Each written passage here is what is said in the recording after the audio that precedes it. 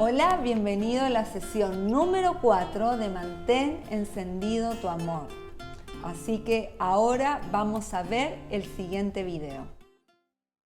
Now, when I have a couple in relationship who want to make their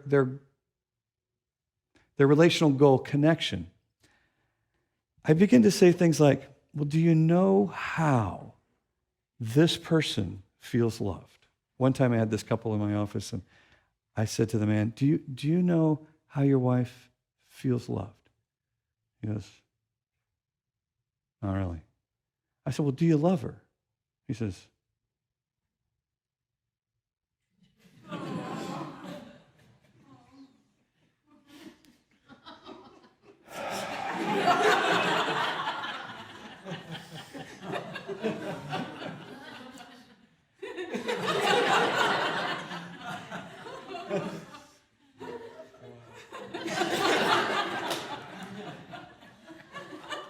yeah.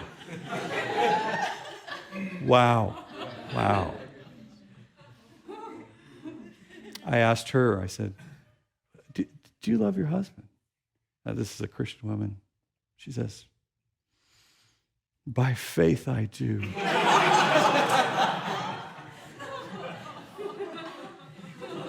These people had come to see me because their 14-year-old was out of control. And as soon as I started listening to them for just a few minutes, I realized, this is where we need to start right here.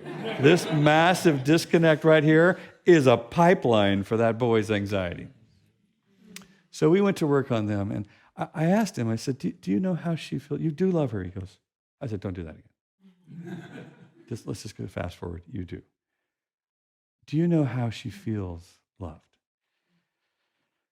He says, I used to think I did, but I don't anymore.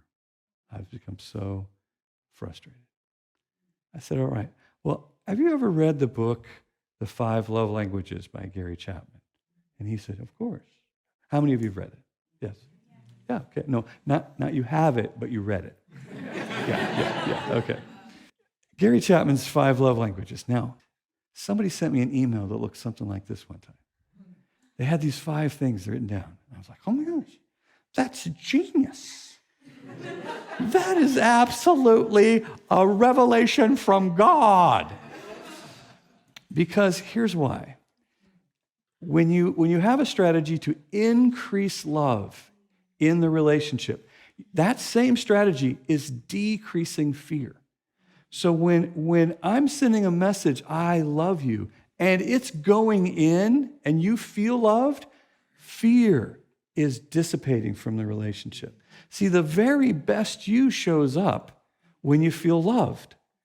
Conversely, the very worst you shows up when you feel scared. So when we disconnect, the fear increases. And so the remedy is to get the connection back. We've got to work to get this connection back to drive this fear away so the best people show up in the relationship again. Now, these 5 love languages are very practical, very doable. The love language of touch. You know, if you're a touch love language, you know who you are. You know, you feel like a dog or something. Would you just touch me? Just touch me. I just need some affection. Oh, everything will be fine if you just give me some affection. I just need the way it works is when affection goes low, anxiety starts to climb. It's like there's a little meter going on in their chest. They're counting the nanoseconds since they were last touched. And so as the thing's winding up, they start getting a little crazy. They get a little crazy. They get crabby. They get cranky. What's the matter? Nothing's the matter.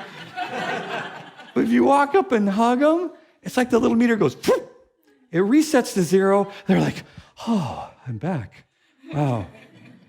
I didn't hurt anybody, did I? I'm sorry. I was kind of blacked out there for a little while. Because it's not something that is necessarily an option. It's a need. I am wired this way, and I don't know why affection has such a powerful I love you effect on me, but it does. Acts of service. Some people are acts of service. I mean, you just do something for me. Would you just help me? See, acts of service people want some help. Would you help me, please? These are the people that walk into a room and they see the backpack. There's a backpack, somebody's jacket. Whose shoes are those? The dog needs to be fed. The dishes need to be done. The trash. The anxiety is just choking them to death because they see all this stuff. They're looking around like, oh my gosh, oh my gosh, oh my gosh. They're like, oh my God, what am I going to do? Somebody help me. Somebody help me.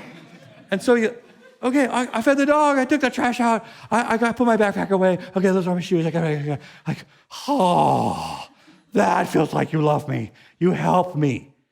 You helped me.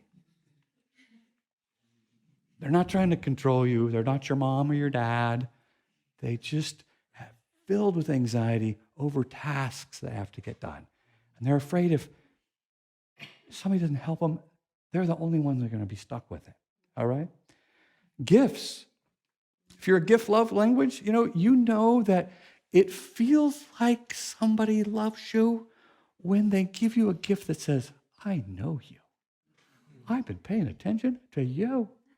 I was thinking about you when we weren't even together. Here you go. Cha-ching. Wham. All that. Oh, you love me. Look at this. You know me. You were thinking about me. That is effective love. It goes in. Same is true. You forgot to get something while you went on a trip. You didn't even think about me while you're gone. Or something worse, you bring me a gift that shows how little you know about me. Here you go. Yeah, I just stopped at 7-Eleven on the way home. I thought you liked that tape gum. Yeah, I got you some.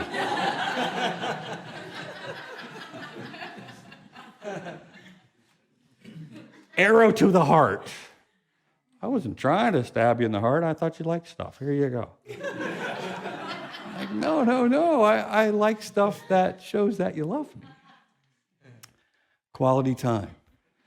Quality time isn't necessarily quantity time. Although if it's really going well, why stop a good thing, right? Quality time is we are engaged in something that's interesting to me. Or better yet, you are interested in me. And so the conversation, the activity. Maybe I want you to go golfing with me because I really like golf. And if you took an interest in golf, I would be interesting to you. Maybe you'd be tell me about your day. Tell me about your day. How was your day? How was your day? Tell me about your day. My day. Did I have a day? I don't remember having a day. Well, tell me about your day. I want to know about, I want to engage you. Would you engage me, please? Would you engage me? Because then you're going to have to hear about my day. Because when the quality time person meets you at the end of the day, they're like, oh my gosh, look at all that you don't know about me. Oh, I feel all connected to you now. Because I feel loved through your interest in me. And then we have words of affirmation. Words of affirmation are, you like me. You enjoy me. You're happy to see me. You smile when you're around me. I feel loved when my anxiety drops when I think you like me. When I think you're having a good time with me. The other side of it, you're upset with me. You have some criticism for me. Oh my gosh, I'm scared of you. My anxiety is going through the roof. Oh my gosh. Words matter. The words that you choose, critical words, negative words, it's like sand in their eyes. They're like, oh my gosh, how do I get away from this conversation? You are killing me here. And so words of life and death are in the power of the words is very true, especially for the affirmation love language. Anything that you can do that's effective, this is one of the most effective things that I know to do, is to drive down the fear, increase the love,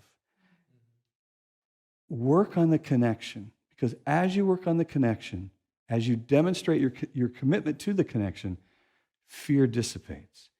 You get effective messages coming your way. I love you very much. I care about us is the message. I choose to leave my love. to keep my love on, I choose us. I value our relationship. I love and care about you. To the success that I bring to sending that message drives the enemy of fear far away and increases the experience or the chances of experiencing love from keeping my love on. This just addresses something that's so foundational to everyday life and really thriving in this world the way that, it was intended to work out for us. The love languages is huge as well because I could do a certain love language all day long and it wouldn't really resonate with Andrew. So I think that learning that and going deeper with that can kind of help you narrow in on how to actually make him feel loved. I love you very much is a simple message, but unfortunately, it's one of the best kept secrets among people who care very much for each other. Knowing how the people around us hear and feel love will help drop the anxiety and achieve your goal of a connection. As we close this session, I'd like you to think of 3 people who are important to you. Now ask yourself, do I know how they hear I love you? Am I communicating that love the way they hear it?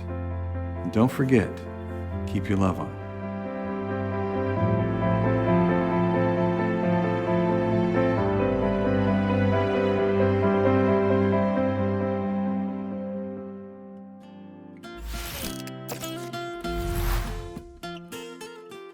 A continuación, te entregamos un par de preguntas para tu tiempo de diálogo. Número 1. Piensa en tus relaciones cercanas. ¿Cuál es tu meta en esas relaciones? Número 2. Habiendo escuchado el resumen de los diferentes lenguajes del amor, ¿has podido identificar de qué manera las personas que te rodean se sienten amadas?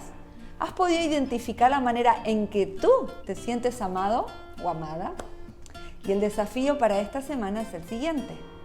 Te amo es un mensaje simple, pero desafortunadamente es uno de los secretos mejor guardados entre las personas que más nos importan. Saber que tengo personas que escuchan y se sienten amadas ayudará a bajar la ansiedad y lograr la meta en la conexión. Toma la lista de la sesión anterior donde identificaste 3 personas importantes para ti. Ahora, identifica cómo ellas escuchan un te amo. Luego, anota al lado si estás tú comunicando ese amor de la manera en que estas personas lo reciben. Y en los próximos días, trabaja intencionalmente en esa conexión para expulsar el temor y la ansiedad.